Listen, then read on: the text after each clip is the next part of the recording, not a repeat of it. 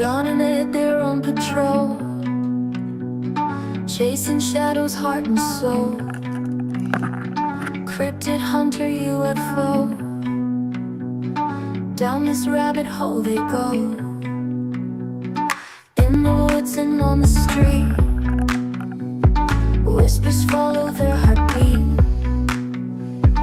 Alien eyes, giant's feet, old got shadows they all meet. Down the rabbit hole they dive, midnight secrets start to thrive.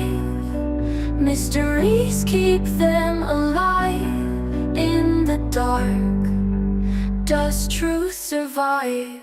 Haunted houses, midnight calls, endless echoes in the halls. Ghostly murmurs, secret falls, every clue, they chase them all.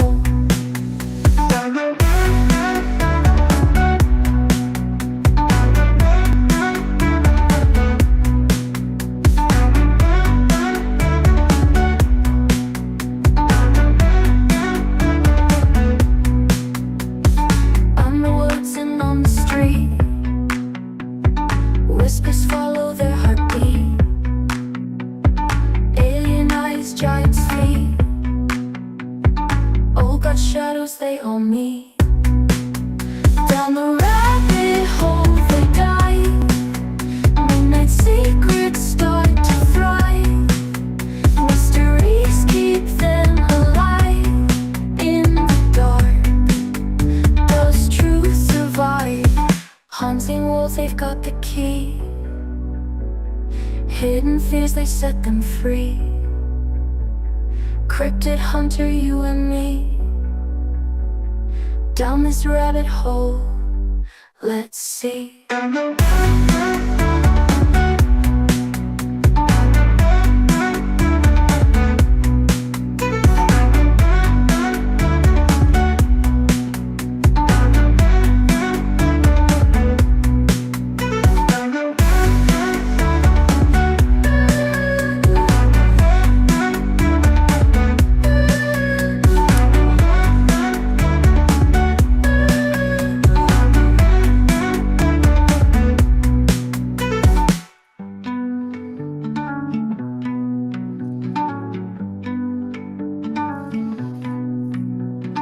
Unseen worlds, they've got the key. Hidden fears, they set them free. Cryptid hunter, you and me, down this rabbit hole, let's see. Hello! Hello! Yes, we had a technical glitch there. I don't know what occurred, but I seem to have lost the... I seem to lose the connection. Everybody else okay? Yeah, all good. I like the new intro. Did you? Yeah. Yeah. It's cute. I prefer that style more than thrash metal. Yeah, well, the thrash metal was kind of Ben's choice, wasn't it? Yeah, it's got really terrible taste in It's music. awful. It's awful, mate. I'm more of a kind of chilled out type of guy. I mean, I do like the odd bit of metal and stuff like that. Like, I really like Deep Purple, but thrash metal has never been my style. No, and I mean some metal is superb music. Like even things like AC/DC, Back in Black, and some of the Iron Maidens and Metallicas, and I don't mind a bit of that. But there is such thing as too much metal. There is. Deep Purple's Child in Time is just fantastic. Ian Gillan is such a singer. But anyway, that's not where we're going tonight. Tonight we are going to Alaska. Now, did you know that Alaska is bigger than Texas? I did. It's also bigger than California and huge.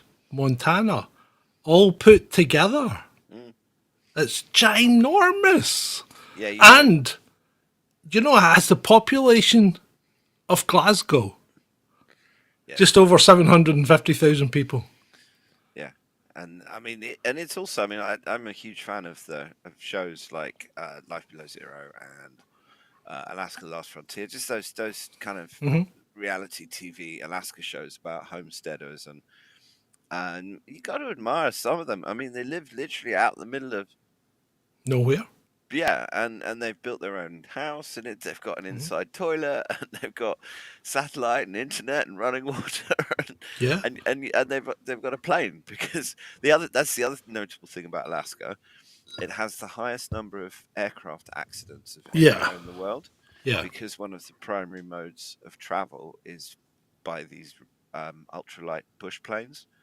And I mean, even the guys that fly those. Bring your mic in. They're complaining. They can't hear you.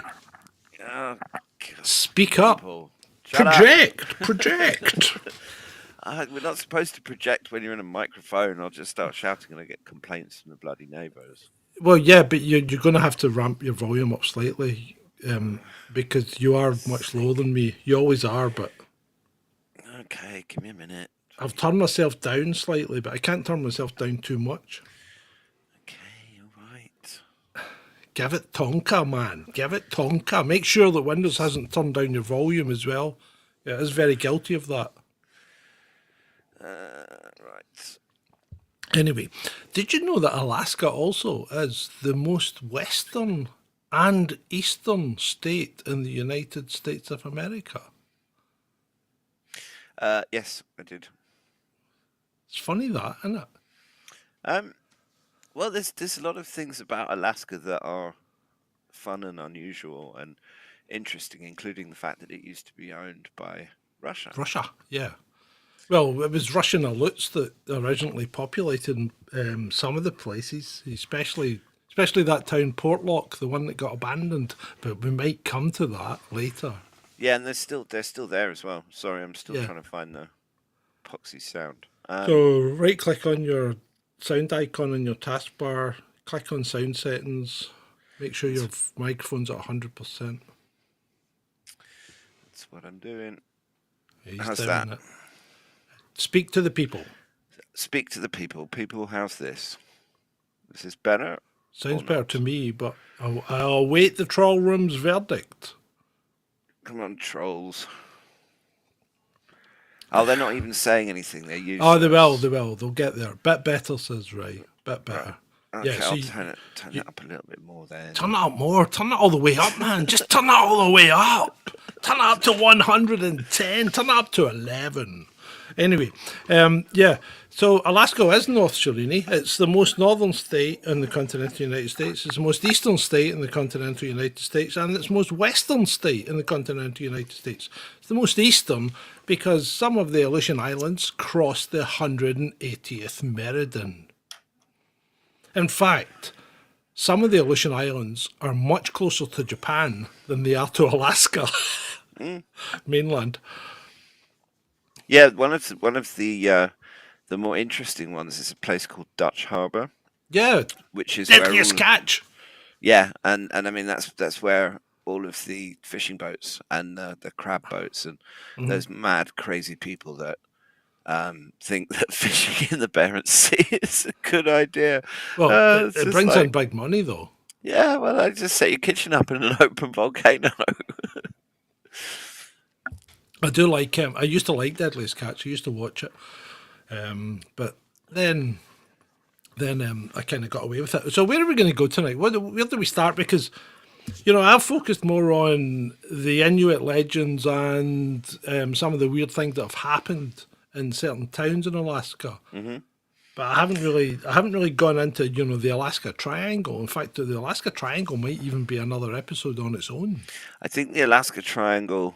I mean, I didn't cover it in detail. I did essentially looking at what aspects of Alaska fit rabbit hole sort of thing.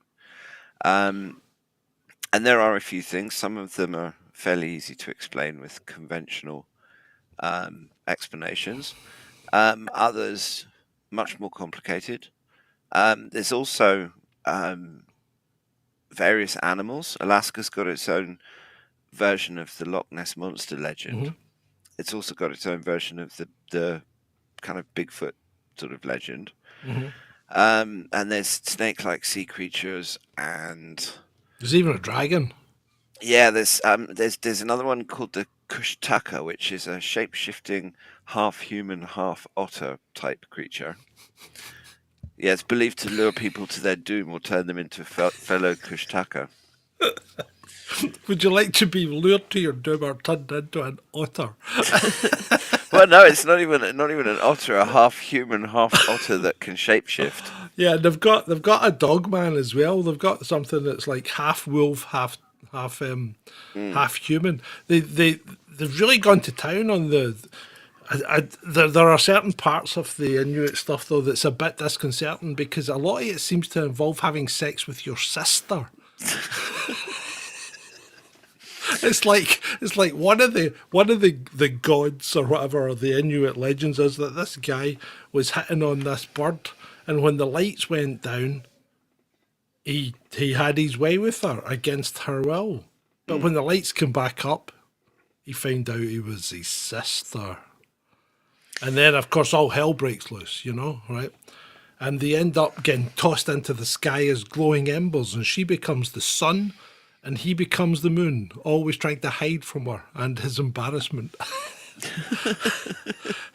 And then there's another one where somebody becomes somebody somebody becomes half man, half bear, I think it is. Cats or something, right? Because some guy has sex with a shape-shifting woman who turns out to have 10 kids. Half of them are human and the other half are half bear, half man, half It, dog, half it, man, something it, like it that. should also be Adley, that's it. Half man, half dog. it should also be pointed out that cabin fever is a real thing, and a Yeah. lot of the natives of Alaska don't get the same amount of sunlight as the rest of us.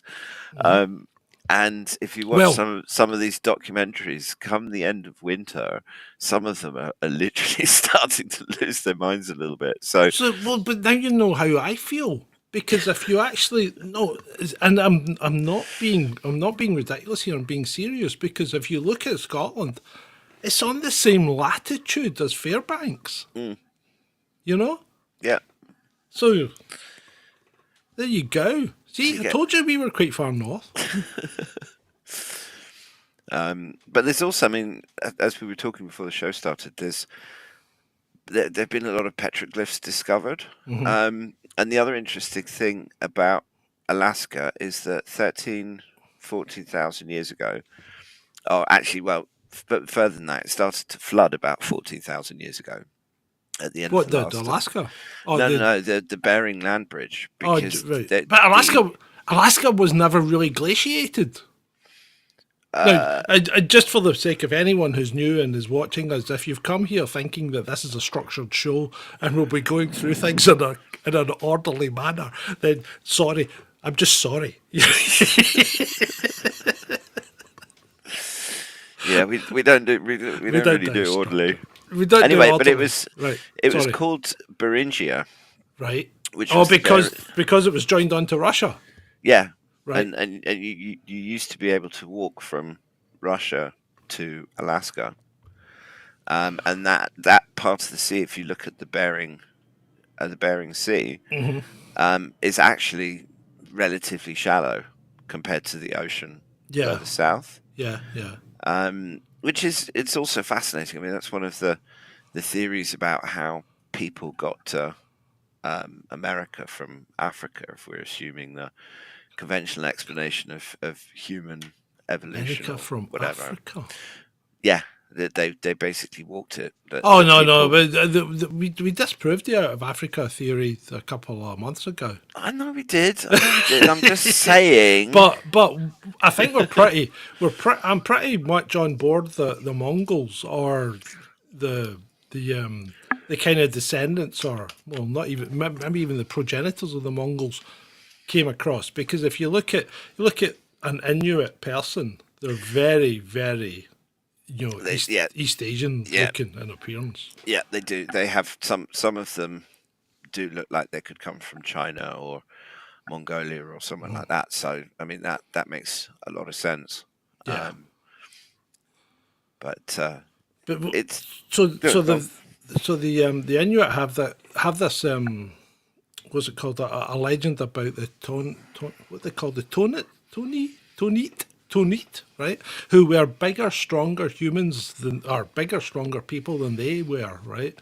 And maybe slightly paler and slightly more Western of appearance, but they lived in Alaska when the Inuit originally moved in, and everything was going okay. They kind of coexisted until one of the Tonita or whatever, accidentally smashed up one of the Inuits' canoes, and this mad Eskimo guy killed the guy in revenge, I think. And the rest of the Tonita fled in fear and disappeared. So they've never been seen again. But this is a legend that seems to be steeped in accuracy. Well, Because when you actually start looking into it, there are fossils and artifacts and DNA that's showing you that there was a different type of human there at that time. I mean, it's an absolutely fascinating place because of the location and the geography. There's parts of Alaska that are still completely unexplored, and Oh yeah, almost impossible to get to. yeah, Even if you have a plane or a helicopter or whatever, it's still, because of the mountains and the wind and the weather and everything else. There are certain places that you just cannot get to very easily, and it makes you wonder what sort of stuff is hiding out there. Because if you're a Bigfoot or sort of a semi-intelligent creature of some description, and you have these humans encroaching on you, you're going to move further and further away from them. So it does make you wonder what creatures may well have found shelter in those kind of undisturbed places. And I mean, it's probably not. It's probably just squirrels and shit. But it does. Well, I mean, they've got some pretty big animals though in Alaska as well. Well, the thing is that, I mean, Alaska does have this allure as the kind of last sort of untouched place. Certainly from an American perspective, it's kind of the last part of America where you can still go out and just live off the land and get lost in the middle of nowhere. Yeah. But Alaska will do its best to try and murder you as well. You know that story of Christopher McCandless, I think he was called. Candless something. It's basically a kid. The guy that went to the park. No, there was a there was a movie made about him. He essentially wanted to escape civilization, so he hitchhiked his way up to Alaska, and then unfortunately was found dead in an old combi van or something about 6 months later by a hunting party, and they reckon that he died of poisoning. And snowfall left the engine running. No. It berries. That he had a book with him about different Alaskan plants. Oh my god! And he'd eaten a berry, thinking that it was because the berry that they found growing in the area was there was a page on it for his book, but if he'd read the text the wrong way round, because the image I think was at the end of one of the pages, and it was referring to the text that was on the next page, and he read the text on that page that was talking about a harmless berry that he could have eaten. And so I think the explanation that people have come out with is that he somehow ate the wrong sort of berry and ended up giving himself food poisoning. That's a pretty dodgy book, then, isn't it? It's a very sad story because there's all sorts of. It's not in the film, but there are stories that he'd actually been abused by his dad, and that he was kind of escaping from that, and all that kind of thing. But it's that allure of being able to go out and get lost in the bush. But unfortunately, Alaska is one of those places, if you don't have very, very specialist survival skills and a good amount of gear. And a gun. You want a gun? Well, no, he had a gun, but but don't eat bad berries. Yeah, precisely. And also you need a lot more than a gun. You need an axe. You need a saw. You need there's so much that you would need even just to build a shelter that was capable of dealing with an Alaskan winter. Yeah. That for a kid that's, I think he was in his 20s or something. He didn't have a lot of life experience. He didn't. I mean, if you're going to do something like that, you go up there and you find someone who's already doing it, and you offer to work for them for free if they teach you what Yeah, they but know. you think back to when you were 20, you thought you knew everything, didn't you? Yeah, absolutely, Yeah. and that's then you get a Darwin Award for dying in the bush. I mean, Well, yeah. I don't understand how men make it. You know, if you make it to about 35, you're gonna keep going. You know, but how do men make it past their 20s? Because we do some really stupid things. well, that's part of being a bloke. I mean, that's Yeah. Well, is that's it like though? Is that why you all men want to be girls now? let's no, that is some sort of weird sexual fetish. Yeah. Well, I wasn't really good at wanting to go there. No, me neither. Yeah.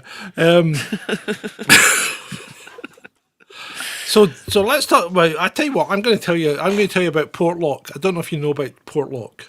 Port. What's it? There's Portlock and Port. What was the one next to it? Port. Oh, good. Port Graham or something? No. Oh, good God! It doesn't matter. Portlock anyway. Right. So Portlock was a village. It was discovered by some English admiral guy who decided he's going to set up a town there, and they came round to the peninsula near Big Kodiak Island, right? And it was really pretty isolated. The only way to get to it was through a mountain, and eventually the military, blew a hole through the mountain so they could run a railway line to it. So either boat or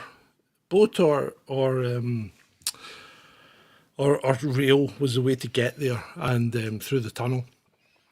And so it was a fairly thriving fishing community that was doing fine till about 1905, and then they discovered a mine they found chromium, so they started mining that, and then they found gold, so they started mining that. So there was a mine.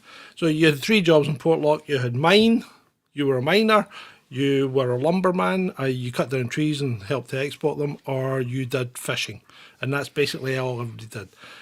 And that's pretty much all anyone does in Alaska. Yeah.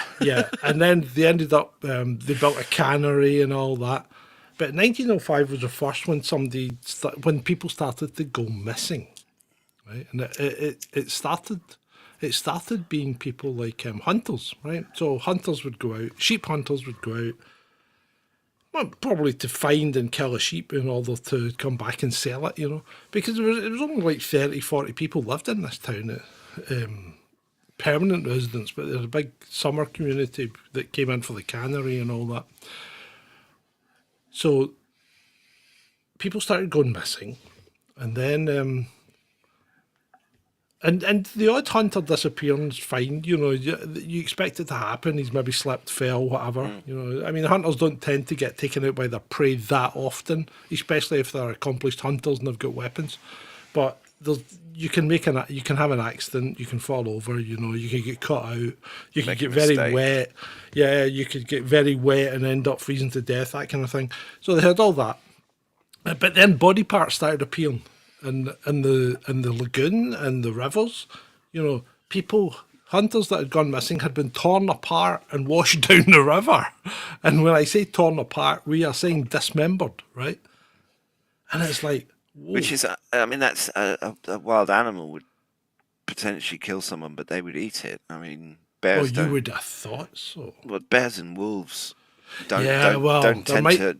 There might be an explanation for this. There might actually be an explanation for this. But anyway, this went on for like decades, okay? And ultimately, 36 people went missing. 36 people? 36 people just disappeared, went missing. Some of them were found, most of them weren't, right? Mm-hmm. And eventually the town basically got overcome by panic and everybody left. Because the first people to go were the cannery people. They get up and went, They upped and went. They said, we're not staying here. And of course, as more people left, everybody that was left got more frightened because there was less people. But nobody was snatched out the town or anything like that. You know, it was always people that had gone into the woods that disappeared. So eventually, the town just panicked and they all left. They just left and the place was abandoned round about the, 40s or something? Yeah. Although, technically, there was still something like 30 people living in it in 1980. However, right, they said there was a couple of things going on in Portlock. One, you can imagine stories about the hairy men, you know, and now the people, the Russian Russian Aleuts, you know, the people that lived there before, they said that there were hairy men lived in the woods, and if you respected them and stayed away from the woods, you'd be fine. But you don't do certain things. So there was the hairy men. Then there was the strange woman who's supposed to appear on a cliff over the town, wailing in the middle of the night, wearing a long black flowing dress with a really white face. So we're talking a ghost, I think. And then there was a hunting party went out and they were looking for someone who'd gone missing, and they found a moose. No, they didn't find a moose. What they found was a scene of where a moose they reckon had been killed because it was all trampled down. And you know, moose is a pretty big animal. It can weigh up to 1,400 kilos. 1,400 kilos. That's as much as a small car, easily. And they're big as well. Yeah, they are big. 6 foot at the shoulder. You know, that's a big animal. 1,400 kilos, 6 foot at the shoulder. Anyway, so they found this area where they think a moose had been killed, but there was no moose body. And normally, if an animal kills a moose, it's going to eat it or eat parts of it because it's too big to drag off. We've also got a giant pair of antlers or whatever the hell they're called. Yeah, they're called antlers. But wolves can't. Wolves can't drag off a moose. It's just too big. And bears probably couldn't do it either. And then they found footprints that looked like human footprints that were, in their words, 18 inches long. That's a big. That's a big foot. That's a big foot. So anyway, that's all ensued in mass panic, and the town just basically left, and nobody's been back. They don't live in it anymore. So it's abandoned, and people go there in a kind of, you know, adventure seeking and stay in it overnight and things like that, and it's meant to be haunted, and you know, you get all these attention seekers on YouTube, you know, like us. We would go there. If we lived there, we would probably go there. I don't know if there's stories about some creature living there that rips people. That's just like a bad horror movie waiting to happen. Yeah. Seriously, it's just like, look, why do you get yourself into this situation in the first place? And oh, look, you died. Oh dear. Yeah, exactly. And moose are not animals to trifle with. They're ill-tempered beasts at best, and they will kill you. I mean, they're one of the few creatures up there that can take on a bear and, you know, sometimes kill it actually. But there's another creature in that area called the Kodiak bear. Biggest brown bear on the biggest planet. Brown bear, right? Now there is evidence that Kodiak bears have been interbreeding with polar bears. Right. Now, if you think of a liger, lion and a tiger, yeah, they interbreed, and you end up with a creature that is bigger than both its parents. You know what I mean? If this happened, and a Kodiak bear, some Kodiak bears have footprints that are 15 inches long. They're enormous. Right, so you imagine a brown polar bear, right? So with all the predatory instincts and aggression that a polar bear has, and the size and power of a Kodiak bear put into a package that gets pissed off at men, because, you know, polar bears don't really, they go for people that are really curious about them, and they will eat them, you know, because a polar bear will basically just eat anything, you know. I mean, what is it they say? If it's black, stand and fight. If it's brown, lie down, and if it's white, good night. Well, that's what happens when you're a bear and you're having to survive in the Yeah. world's most inhospitable environment, where you're lucky if you get 1 or 2 meals a month. So yeah, I mean, it's. So do you think that this hybrid bear Yeah. creature is responsible for these? I think so. I think what's happened is you've either, I mean, polar bears are pretty territorial as well. But wouldn't it still eat the person? I mean, animals are not known for wasting food. Oh, polar bears are vicious, vicious, horrible creatures that will tear you apart literally and throw away bits of you, because they're really only they'll take a seal apart and just eat the liver. You know, they will fight orcas and sometimes beat them. Right, I didn't know You know, that. oh, polar bears is one of the top predators in the world. Don't mess with. You only mess with a polar bear if you've got a self-loading shotgun, I would say, or a high-powered rifle. In fact, high-powered rifle's better because you can shoot it from further away, because they take a lot of taking down. And you don't shoot it with buckshot. You shoot this thing with a solid slug. You know. It's probably quite a large one as well. Yeah. Yeah, yeah. And of course, there's all the reports about, the hairy man or whatever, being at fishing wheels and things, that are set out to trap salmon. Oh, those yeah. those fish wheels are amazing because a lot of them are self-built out of wood, and it's just like a water wheel, and they put it in, and it just runs and it just picks fish out of the water. That's one thing that I've always wanted to try, is Alaskan king salmon. Yeah. Well, I mean, you might have to fight a polar bear for it. Could you think about it? If you put a fish wheel in there and it's picking salmon out of the water, a polar bear's going to go, hey, free food, Well, I mean, it depends, because I don't think you get polar bears as far down as the Yukon, which is where a lot of the. Oh, this isn't the Yukon. This is right on the other side. This is right on the Barents Sea almost. So, Well, like Kodiak Island sort of yeah, place. yeah, Kodiak Island. Yeah. So, so I think probably a big bear, a big bad bear, Right. maybe. Yeah, and you've got to be kind of reasonable when you think about these things. You don't want to assume that everything's otherworldly or unnatural. Well, it's Occam's razor. I mean, you don't put down to alien cattle mutilations what can be explained by a bloody great big polar bear. Yeah, exactly. But Although sometimes it is an alien cattle mutilation.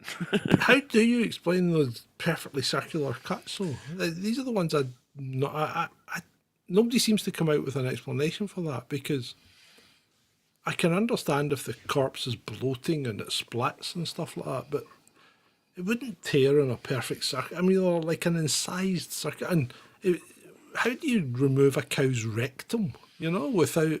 I mean, that's not. I'm not asking for instructions. What I'm saying is, how would you actually remove it? And why surgically? Why? I mean, unless you're starting your own. I'm a celebrity, get me out of here type thing. Well, experimentation of some description. I don't know why you would necessarily do that to random cows. I mean, there are some, not necessarily mutilations, but there's mass deaths of cows that can be explained by poisons and toxins and stuff in Lightning strikes. water. A lightning strike, it wouldn't leave a hole. I mean, it would leave it wouldn't. a partially barbecued cow. Yeah. Um, Google doesn't give you the answer to these things anymore. In fact, Google doesn't give you answers to anything anymore, does it? No. Google now tells you what you're supposed to think. It's like watching the BBC. You're not given information. You're given today's propaganda and the daily hate. I heard seagulls there. Yeah, Yeah. I had to open my windows because it's really warm. It is roasting. It's roasting here as well. That, it's actually there's been a few nights where once it gets dark, something. Is this a real life experience? Rabbit hole. Come on. No, it's not a rabbit hole. It's just loads of gulls. that there's sometimes something will spook the gulls. Oh, right. And when they fly, they all go flying overhead squawking. But Oh, because right. Okay. because of Brighton's seafront, hotels like the Grand are lit up from the front, and that light obviously bounces off into the sky. And when you get the gulls, literally hundreds and hundreds of them, all flying and squawking, and they all glow, it's very cool. I was thinking that you were about to tell us about something that was entering your premises of an evening, but no. No, I don't think so. Anything entering my premises of an evening that's not supposed to be here gets a crossbow bolt in the forehead. Well, Right, so that's Portlock. So that's Portlock. I don't know if you'd heard about Portlock. I hadn't heard about it until the last couple of days when I was doing some research, and I found it quite interesting. It is interesting, definitely. I've got one for you, which Go is on, then. which is the Kushtaka, also known as the Kushtaka or land otter people, which are fascinating creatures from the mythology of the Tlingit, which is like Tlingit people of southeastern Alaska. Now, they are shape-shifting creatures, typically appearing as half human and half otter. They can assume fully human form or otter form or any stage in between. They're often described as having long, sharp claws and teeth. They're said to inhabit the coastlines, rivers, and forests of southeastern Alaska, particularly associated with areas where land and water meet, which would make sense if you're half an otter. They're known for their cunning and trickery, and they're believed to lure people away from shore, often by mimicking the cries of a baby or a person in distress.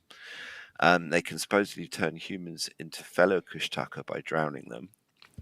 And some stories suggest they kidnap small children. Oh.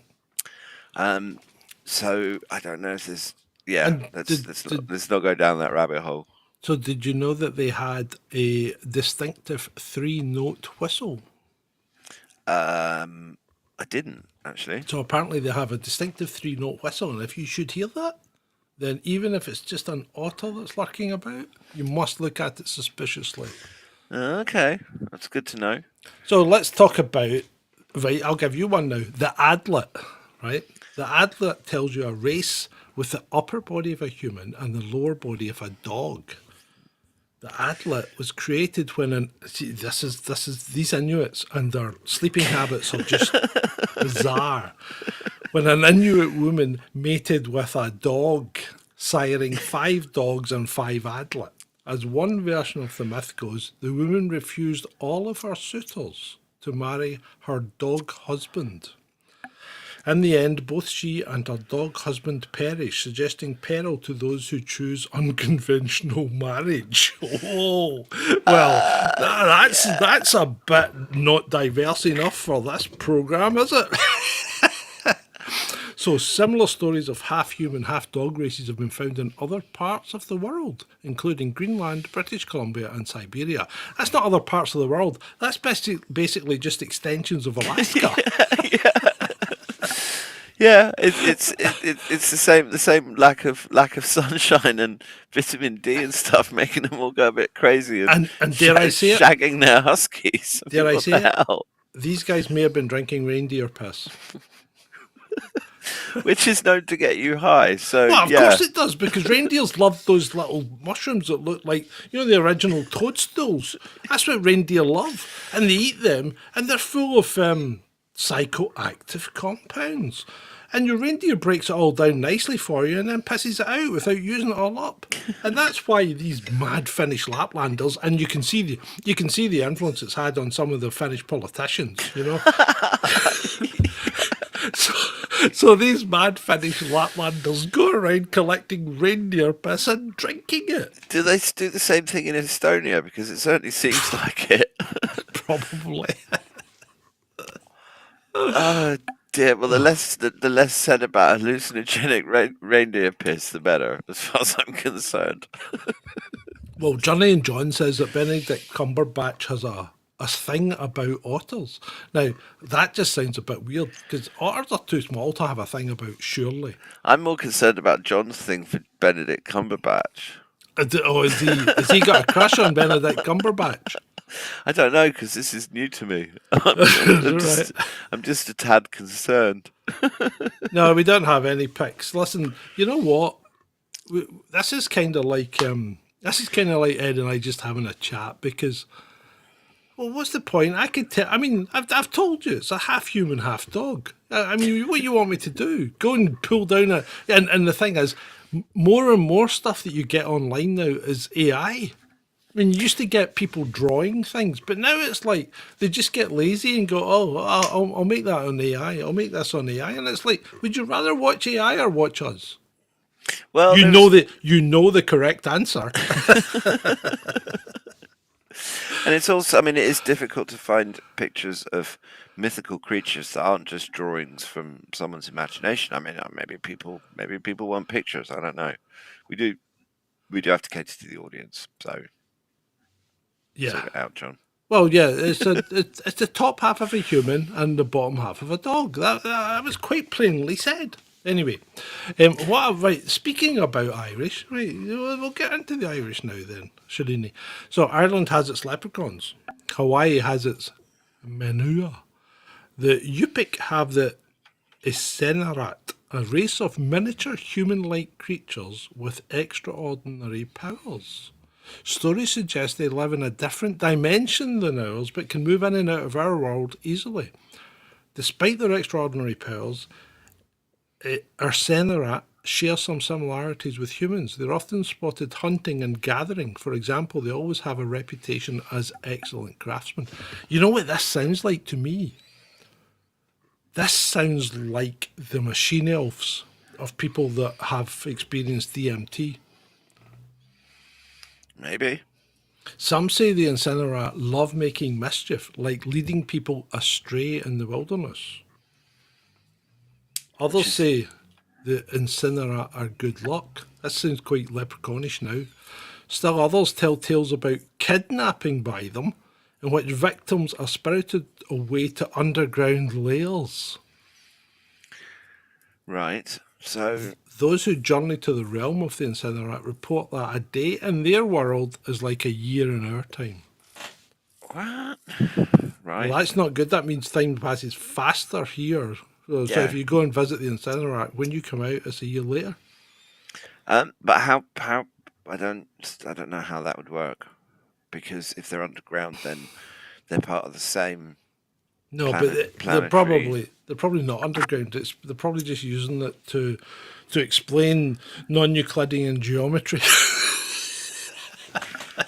Where did that come from? Non-Euclidean geometry. Oh, shut up. Honestly, how is It came from your kitchen. That's where it came from. how are they? Okay, smartass. Explain to me how they're related. No, they're not. They're not related at all, mate. I'm just being an arse. That's what I You thought. know that. You know I'm an arse. Oh dear. So are there Alaskan leprechauns that you've discovered? Yeah. Or are they like? Have you heard that? I mean, have you heard people that have go to Mount Shasta and things like that? And well, Mount Shasta's in California, but and we're going off topic, but we normally do, you know. So I don't think it's a big deal.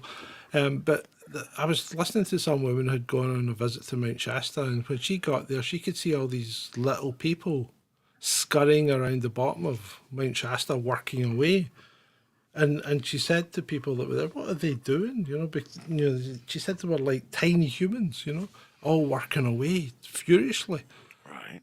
And she goes, "What are these people doing? What are these little people doing?" And people are looking at her going, "Are you all right, love?" So she thought, "Oh, That sounds obviously-" like someone that's tripping on something. No, but then she thought, obviously I'm hallucinating, although I've not taken anything. Maybe it's just the altitude. But Mount Shasta's not that high. Mount Shasta's only like 9,000 feet or something. That's not high. I've been more than that. Yeah, but some people are more sensitive to True. heights. That's true, but then she was right up the top of Mount Shasta after that, okay? And then they were up there for 2 or 3 days or something. Then they came back down. And when she got near the base again, she saw them again. So that doesn't sound like altitude hallucinations, because she should be adapted to it by that point. Yeah, Is that no. the only place that she saw them? At It's the not like base of the mountain, not at the top. No, but I meant is Mount Shasta the only Yeah. place she saw them? Yeah. Right. That's unexplained. I Yeah, don't know that's how that weird. works, especially if there's and what are these little people supposed to be doing?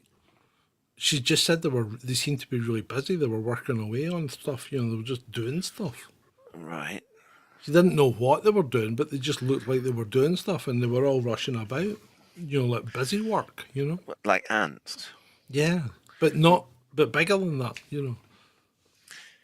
Maybe she touched some Oh, there's a good. mildly poisonous plant on the way up the hill or something, or And down the then hill. touched it on the way back down again. Maybe. That's a good idea. Because there's certain I'm on the plant. blush, Brittany. I'm on the blush. Well, It's a Sauvignon Blanc blush. I saw it in the shop today and I thought, I'm going to have a go at that because it's Ed tonight and Ed won't give me any pelters when I am on the drink. well, that's because I'm on the drink as well. So. Well, you know what, Ed? I am trying to lose weight and I am losing weight. I'm working at it and I've been better. I'm only eating once a day. Just treat me like a dog. It's possible to lose weight without sucking all the joy out of life, though. Exactly, mate, exactly. And I haven't had this is the first drink I've had since last Friday. So that's not Well done. That's good. Yeah, so that's not too bad. It is nice. It's very pleasant indeed. I might even buy another bottle for tomorrow night for All In with me and Ben. Join us if you dare. Oh dear. Well, you've certainly got a lot to talk about. Let's talk about the qualupalalic or something. A qualupalalic? Qualupalic. How does that sound? Snatcher of children who wander without permission. Does this not sound a bit like Wee Willie Winkie? Well, it also sounds like the Kushtaka, which seem to have Yeah, a exactly. penchant for stealing children as well. Because you know what? If you're an Inuit and things are dodgy as hell, right? And if your child wanders off, it could get snaffled by a seal or a polar bear or something. Wouldn't you give them frightening stories to keep them away from holes in the ice, to keep them away from wandering into the woods? Oh yeah, definitely. So the qualupalic is a half woman, half aquatic creature from Inuit stories who maintains a long life by stealing children who wander near the shoreline without their parents' permission. Right. Commonly depicted as wearing a traditional Inuit armutic, i.e. a parka, with a pouch on the back that allows a woman to carry her baby during the early years of life. When a child wanders alone towards the shore, the qualupalic is known to snatch them up and put them in the armutic to spirit them away underwater. Children who disobey their parents are particularly susceptible to being taken by the qualu. This is just propaganda. This is propaganding kids to stay at home and not wander off and get eaten by a bear. Yeah, pretty much. Yeah. Although, why you couldn't just tell the kid that, look, don't go in the woods because there's bears in the woods, there's bears on the beach. Just don't. Yeah. Stay near us because a bear will eat you. Yeah. I think a bear's probably more frightening than a snatcher of children who wander without permission. Yeah, but at the same time, I think parents have been telling their children scary stories to elicit correct behaviour, probably for thousands of years. You know what? It's. You know what my mum used to tell me. I don't even want to know. If you three boys don't behave, I'm just going to put you all in a home. Oh dear. My mum used to threaten to send us to Zambia because we were far more frightened of my dad than we were my mum. Her standard punishment is, I'm going to tell your father, and that usually just got us to do what we were told. Yeah. But also the other thing, it kind of goes back to what we were saying earlier on about Alaska, that when you have a lot of darkness time in the winter, for example, that lends itself to telling stories because, most like particularly the Inuit, they'll spend the entire summer working pretty much 24 hours a day, 7 days a week, doing all of their fishing, and they dry their meat and they smoke their fish and all this kind of thing. And so once they get to winter, they've got everything set up and ready to go, and they've got their wood chopped and everything Yep. else. Yep. And And then they just spend winter having sex with their sister. well, yeah, or their dogs, or scaring the crap out of their kids, Or or chasing otters. yeah, carving random petroglyphs in stone and making up all kinds of stories. Because Yeah. there's, I mean, a lot of these Inuit legends and stuff. You just think these are just people that have got too much time on their hands in the winter. Good God. So here you go. Here you go. Dreams have played an important role in the lives of Inuit since ancient times, and may be the origin of certain kinds of myths. They are interpreted with care, right? Dreams with polar bears are said to have sexual connotations. Here we go again. They're obsessed with it. They must be. I mean, I'm surprised their igloos don't melt. Well, I guess if you get the igloo a bit steamed up, it actually. Oh yeah, it give it a doesn't. coat of ice, wouldn't it? Yeah, it doesn't that actually help the whole installation process? Maybe that's part of the thing. You have to have a shag in your. You have to have a quick shag in your igloo once it's done, just to get it all steamed up and sealed off. I don't know. Yeah. But also, again, I mean, if it's winter darkness, there's not. I mean, this is also before the advent of electricity and internet. 'Cause, I mean, now Yeah. native people in Alaska, they're all on TikTok and stuff like that, along with everybody else. Aren't like the Inuit a bit like the Aborigines in Australia? You know, they kind of get looked down upon, and a lot of them are on benefits and end up alcoholics because they've kind of lost their way. I think that's true in the southern United States, what they call what the Alaskans call the lower 48. Yeah. But Alaska had their native culture was never displaced in quite the same way that some of the Native American tribes, well, all of the Native American tribes were. Yeah. And also the Native Alaskans, they get special dispensation in certain things because they're allowed. I think a Native Alaskan is allowed to hunt 2 seals a year because they use the seal. Yeah. The They use seal the whole oil. seal oil. Yeah. Yeah, they use the whole thing, but they use the oil because it adds nutritional value to the frozen and dried food that they eat in the winter. Okay. So they pretty much it's almost like a condiment. They just use it with everything. Yeah, well, yeah, because you want to keep the calorific value up, don't you? I mean, it's like remember what's his name, Ralph Fiennes, when he was walking across Antarctica. Yeah, They tried all sorts of different things, you know, in tests to see what they could eat yeah, that would keep up the calorific value, and they ended up just eating butter. yeah. You know, they just when they were walking along, they were just eating sticks of butter to keep as much energy into going in as they could, and they still come back with almost zero cholesterol and skinny as a streak of piss. Yeah, absolutely. I mean, the other thing that I noticed from watching the Alaska shows is that children of Native Alaskans also get a certain period that they're allowed to take time off school to go and help their parents hunt or fish or trap or whatever, to maintain the kind of native way of life. So they're not oppressed in the same way.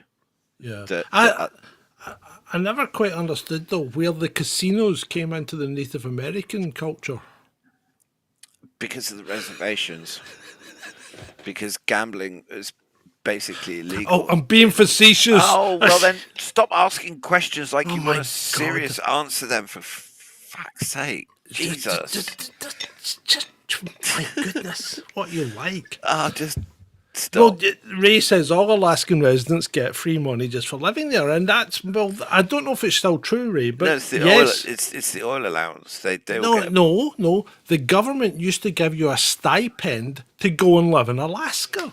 Oh no, that because- was the homesteading. It was called the Homesteading Act, where you would get a parcel of land, Yeah. and money to buy tools and stuff, but you had to farm that land for like 3 years in a row or something. I'll sign up to that. I would they sign don't- up. I would sign up to that right now. Yeah, can't do it anymore. Yeah, but why not? Because they've only got the population of Glasgow, and this place is Aha. fucking huge. Well, yeah, that's the Arctic National Refuge, and it's loads of untapped oil and gas and all sorts of stuff. And actually, that land it's basically kept untouched because it's collateral for U.S. government loans, Oh, effectively. good God. Yeah, because they're going to dig it up and mine it at some point. Well, no, but it's They actual will. value. Yeah. Something it's something that you can. Yeah, it's collateral for a loan. It's like having a piece of property. And I mean, there's plenty of mining, and I mean, there's an awful lot of. I don't know if you've there's a fun show called Alaskan Gold Rush or something like that, and it basically follows these not quite amateur but not quite mining company people trying to find gold, and yeah, so I mean, then there's loads of them in Alaska. Just Okay. even just people that go panning for gold and stuff. Right. So we can't go to Alaska without talking about Nanook. Right, Nanook of the North. Yeah, Nanook. Right. So Nanook But isn't is that Canadian? no, just bear with me. Bear with me. Sorry. Literally. Nanook is the Inuit term for the polar bear. It usually plays an important role because this particularly large polar bear is considered the leader of all polar bears. He can decide if the hunters have behaved according to the ritual rules to determine if a polar bear hunt is successful. Because the Inuit used to go out and hunt polar bears. Because there's lots of things you can get out of a polar bear that are quite handy. I'm sure. Yep. So Nanook is the giant polar bear, spirit of the north. But what's the connection with the one you were talking about at the start of the show? What, the one in Portlock? Well, no, the one that's a half a Kodiak bear and half a polar bear. Yeah, that's just a combination of people of two bears that have had sex and produced an unholy offspring that's an aggressive, large, man-hating predator that went out and just systematically killed hunters and eventually scared the whole town out its wits. They left it. That's that. Is there no Hollywood movie about this? Because it There sounds could like be. It sounds like one. sounds like a great idea for a horror film. Does that? Yeah. What could you call it? You wouldn't call Okay, it so we're talking about a naturally enormous, pure. Where is this thing supposed to live? Well, it lives in the woods. It's a bear. Do you know how many woods there are in Alaska? Yeah, but it lives near Kodiak. Right. Okay. Because obviously it has to, because the Kodiak bear, it's a progeny of a Kodiak bear and a polar bear. No, I meant this. Oh, Nanook. Yeah, Nanook. Oh no, that's a spirit god thing. That's just one of these. Well, there's another one there. There's Amarug, right? A giant wolf that devours hunters unwary enough to go out hunting alone at night. Why? Why would you go out hunting alone at night? That's very stupid. Yeah, okay. But it can also help humans by ensuring that its wolf brethren keep the caribou herds healthy by eliminating weak and sick animals. No, the wolf brethren do that because they want to eat. Oh dear. But there's all sorts. There's the Iliana lake monster. Uh-huh. No, yeah. Iliamna lake monster. Sorry, which is kind of Loch Ness monstery. And there have been reported sightings of a large unidentified creature in Iliamna Lake. And it's sometimes called Illy, and that just sounds like Alaskans are trying to do the whole Scotland thing, where you get loads of hapless American tourists to spend an absolute truck ton of money getting to Loch Ness. Yeah. You fleece them from the minute they get to Scotland to the minute they leave, charging them outrageous amounts of money for like plastic Nessie plushies and stuff. And yeah, I don't know. I mean, the Loch Ness Monster, they've been trying to find it for years. But there's also something called a Tizuruk, which is a large snake-like sea creature from Inuit folklore, said to inhabit the waters around King Island. and it's described as having a flippered body and a head similar to a snake's. So that's like a bloody great big eel. Yeah. Native Alaskan mythologies also have something called a thunderbird, which is interesting because there are some cryptozoologists who have speculated about the existence of giant birds in Alaska, which, Really? well, it's entirely possible. I mean, there's plenty of places where large birds could live in the mountains and stuff in Alaska and never be seen by anybody.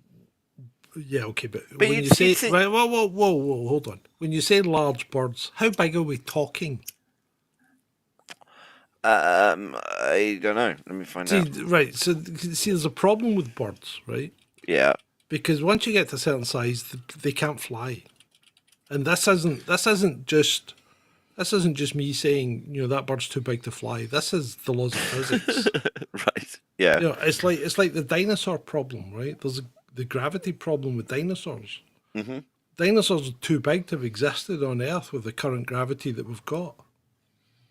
Right. They're just too big. They couldn't hold their head up. They wouldn't be able to pump blood up to their head because, you know, a brontosaurus could not get blood from its body to its head because it's just too big. So there's a big problem with gravity, and these are things that are really, you know, science hasn't addressed. But has gravity always been the same? Because it's also, if you think about what Well- something like a brontosaurus would eat, Yeah, and also, I mean, if you've got a brontosaurus, then you'd have something like a tyrannosaurus because you'd have something big eating something equally big. yeah, but but then and a pterodactyl, there's no chance a pterodactyl these days could fly. It's just too big. And So- gravity would pull it out of the sky. Yeah, but at the same time, we know for certain that there were once pterodactyls because they found fossilized remains of them. Or have they? Maybe they've just been. Maybe it's all. No, hold on. Ray's come up with something here that is contradictory, okay? Because he says the flat Earth rotated slower, but that wouldn't work, Ray. You'd need to rotate faster to throw you off the planet easier. That's the Earth would have to be rotating a lot faster rather than slower. Right. That might account for it. so Faster just rotation. well, going back to the Thunderbird for a minute. Yeah, go on. You asked about the size. The average account is a wingspan of 15 to 20 feet, so 4.5 to 6 meters. Okay. And some of the extreme claims suggest wingspans of up to 30 feet or 9 meters, or potentially even larger, depending on how much time you've been alone in the winter in your cabin. So how big's what's the Californian condor? How big's a Californian condor? I don't know. Well, let me check. 'Cause I think a Californian condor is the biggest bird that we have, the biggest flight, or the biggest airborne bird that we have at the moment. Why did that not work? Right. Okay. Go back to never mind. Yeah, no. So the Thunderbird, when standing, often reported to be as tall as a person or taller. So some descriptions put its height at 6 to 8 feet, and it's often described as being large enough to carry off large animals like deer or even small whales, which is not. I mean, that's not that surprising because I've seen mountain eagles picking up like mountain goats before. Yeah. Yeah. Oh, well, yeah. Yeah. Right. I need to address this with Ray because I don't quite understand why he thinks this. Right. So Ray says slower rotation would reduce gravity. How? How? I don't understand that. I don't understand how rotation doesn't impact gravity as if gravity's a force. It doesn't matter how fast or slow the Earth's rotating, right? Because the gravity will be the same. What will happen though is if the Earth is rotating quicker, you will feel that you will get flung off it easier. Therefore, the centripetal force will counteract some of the effect of gravity. Yeah? But I don't understand if you go slower, that would just make gravity more prevalent and therefore keep you on the the planet more? No? I don't know. Don't ask me. I'm not a physicist. It's just and, it's just a point. I mean, I don't understand how going slower would make it less. But anyway, right. We shall leave that one for another day, no doubt. What about what's the guy? The one, right? The basically they've got this wolf thing. What's the wolf called? The big wolf, the big grey wolf, right? Now there's a good chance, and right. So people 100 years ago were reporting mammoths in Alaska. 100 years ago, they reported hunting mammoths. Well, that doesn't surprise me because on one of I think it's Life Below Zero, and one of the families that they follow on that is the guy is American, and the woman is a Native Alaskan. And one of the other things that Native Alaskans are allowed to do that nobody else is allowed to do is they're allowed to pick up fossils, and because they'll find it's occasionally like on rivers and stuff, you'll get landslips, and they'll basically reveal mammoth tusks. Oh, apparently there's mammoth tusks all over Alaska. Yeah, Right, because and this goes back to the fact that Alaska was never really glaciated.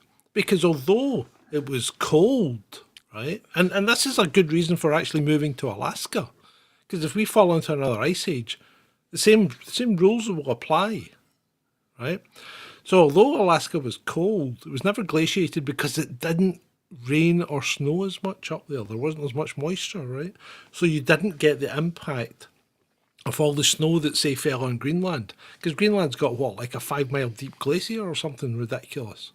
Whereas Alaska doesn't. So Alaska was never glaciated. So if there's anywhere on this earth that woolly mammoths were going to exist and continue to exist, it would have been probably in Alaska. Because they've got, I mean, the amount of plant life they've got up there in forests is incredible. So yeah, and so that leads me to the next thing, which is the wolves. And there might actually be living dire wolves still in Alaska. Well, that wouldn't surprise me. I mean, if they're This is Game of Thrones stuff. sure. So does this mean there are White Walkers? Let's hope not. Yeah, There's hope not. there's no wool. Wait so- till we go to the Nahini Valley. So the Inuit didn't build a 700-foot high ice wall to keep anything out, which is a good sign. Not yet.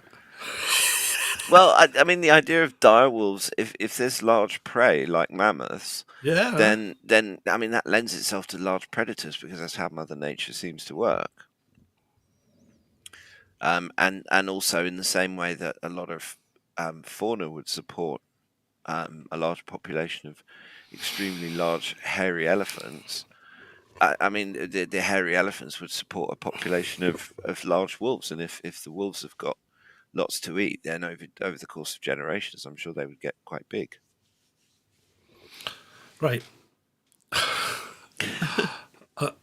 I'm sorry, but centrifugal force draws us to the centre. I don't understand that, Ray. I really don't. If you put water in a bucket, right, and it's not you're thinking centripetal force, right? Not centrifugal. You're talking centripetal force, right? And people confuse that all the time, so that's fine. I'll let you off with it. But you put water in a bucket and you tie a string to the handle, and you swing the bucket round and round. Where does the water go? It doesn't fall on you. It stays in the bucket because centripetal force is forcing it against the bottom of the bucket, right? So what would be different from us standing on the earth and the earth spinning faster? Centripetal force would force us towards space, not towards the centre of the planet. That's my take. Right. Yeah? So we're talking about Alaska. Yeah, I just had to address that. Sorry. That's all right. I think we've pretty much done Alaska now anyway. Yeah, I think, well, we've done Parts of it. not all of it. parts I of mean, Alaska, some of the weird and wonderful creatures of Alaska, and some of the weird gods, that involve having sex with your sister, or bears and dogs, right? well, I mean, they've got their own version of Bigfoot. There's even Yeah, there's the some hairy sort of man. well, in 1977, a Japanese fishing trawler allegedly caught a strange decomposing carcass. It was initially speculated to be a prehistoric creature, but the science says it was most likely a basking shark. But there's some sort of paddled fin dinosaur, and also there are occasional reports of giant worm-like creatures in Alaska's tundra. Tremors. Well, You seen the movie Tremors? yeah, no, I have seen Tremors. I was just thinking that none of the Alaskan shows that I've ever watched has mentioned killer worms that you can't. That What about basically, what about the what about the lampreys that fell from the sky? Have you seen that one? no. So they had a shower of lampreys in a town in Alaska. So you know what a lamprey is? Yeah, it's like an eel.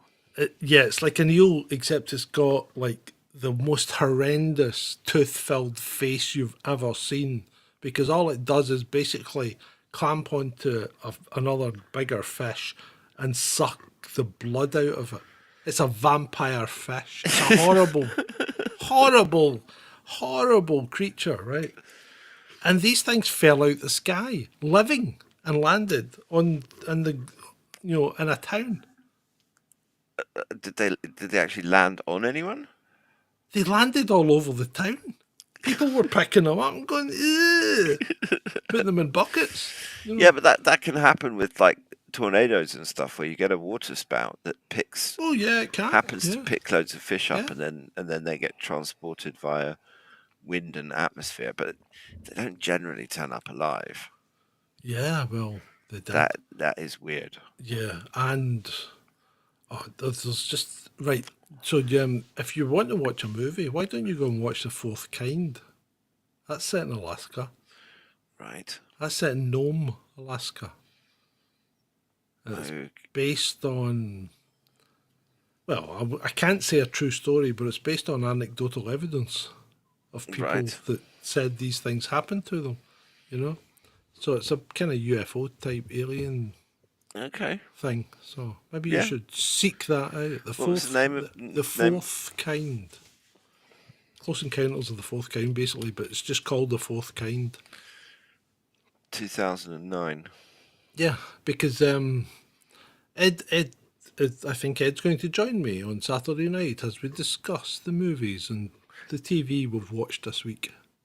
Yes, I'll have to confirm it with you tomorrow just to make sure I haven't. Yeah, forgotten yeah. There's no myself. problem. You'll either be there or he will not. I'm hoping to be. The plan is to be, unless I've been an idiot and double booked myself. No problem. No problems. Right. So yeah. So Alaska is like its massive size, and remember, Alaska has double the disappearance rate of the rest of the continental United States, probably with good reason. So Well, yeah, because yeah, if like it's its massive size, it's full of interesting and very varied myth, lore, and cryptids. and also some really interesting people, because I mean, just looking at Inuit culture and stuff, the way the mechanisms that they have for survival in that Yeah, environment, it's yeah. absolutely fascinating. And the place itself still has very much unspoiled wildernessy kind of aspect to it, where men can go and be real men and chop wood and kind of Yeah. have a homestead and all this kind of stuff. I'm a lumberjack and I'm okay. Oh dear, let's not start on gay lumberjack Monty Monty Python. Python songs. Yeah. Although I think he was actually a trans lumberjack. Right, okay. Let's not go there. Okay. I don't think we really need to No, to, I'm sorry. to I'm look sorry I into that. brought it up. Yeah, yeah. You say you should be, mate. Say you should be. Right. So are we done? Are we done with Alaska? Is Alaska boom? Well, Yeah, I think we're this done with part of Alaska. Alaska's done. I think we need to come back to Alaska, because there's the whole Alaska Triangle, Fair, Elmendorf. Well, maybe we should do a show about the different triangles. Well, Like yeah, the but Bermuda Triangle, the Alaska Triangle. See if that there's the Japanese one as well, isn't there? Yeah, I think there are others where Yeah. weird shit happens. Yeah, yeah. There's that bit in South Africa as well, off the coast of South Africa where ships disappear, but I think they found out why. Because there's two big, massive ocean currents meet, and apparently it can throw up a once in 100-year wave like twice a month. Well, yeah, the Cape of Good Hope. They didn't name it because it was filled with hope. No, they were hoping that you could get round it. The Southern Ocean is not somewhere that it's not, certainly not for the faint-hearted. No, it's not. The Southern Ocean. Right. Well, yeah, Oh, sorry. Go on. no, I was just going to say, if we're talking about the Southern Ocean quickly, I was just seeing that shipping companies are having all sorts of problems. There's some crazy videos on Facebook of shipping containers, like rows of shipping containers falling Yeah. off of these ships that are basically having to go around the Cape because we've got sandal wearing Houthis armed with homemade missiles are basically making the mighty American and British navies look like idiots. You think those missiles are homemade? You are having a No, laugh. I'm just joking. No, they were made out of washing machines, mate. Well, yeah, washing machines and tumble dryers. Yeah. That reminds me. I was watching something once. It was a while ago, but it was like this company was doing some data mining, and they came. It was like Philips or something, and they came across this really weird spike in their data where people in India were buying their twin tubs, right? Like they were going out of fashion. And they couldn't figure out why they were selling so many twin tubs to India. So they sent a guy out there, right? And he went out and he started tracking down where these twin tubs had gone. And some places had bought like 15 or 20 twin tubs. And he would go along and they'd all be there running away, going, making lassie.